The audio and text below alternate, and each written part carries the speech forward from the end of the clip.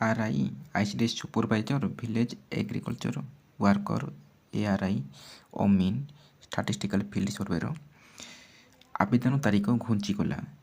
Extend registration and ରି ରେଜିଷ୍ଟ୍ରେସନ୍ର ତାରିଖ ଘୁଞ୍ଚିଗଲା। Detail discussion କରିବା।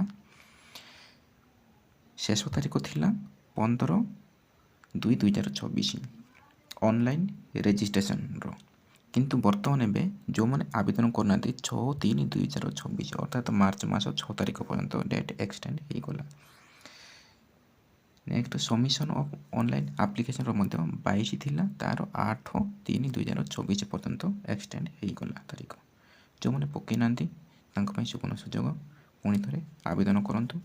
ଏବଂ ଯେଉଁମାନେ ରେଜିଷ୍ଟ୍ରେସନ୍ କରିଛନ୍ତି ତାଙ୍କ ପାଇଁ ମଧ୍ୟ ସବମିସନ୍ ଅଫ୍ ଆପ୍ଲିକେସନ୍ 8 ତାରିଖ ଲାଷ୍ଟ ତାରିଖ ଅଛି, ଆପଣମାନେ ଆରାମସେ ପକାନ୍ତୁ। ଏବଂ ସାଇଟ୍ ମଧ୍ୟ ସ୍ଲୋ ଥିଲା, ଏବେ ଆପଣମାନଙ୍କ ପାଇଁ ଗୋଟେ ସୁବର୍ଣ୍ଣ ସୁଯୋଗ ଅଟେ।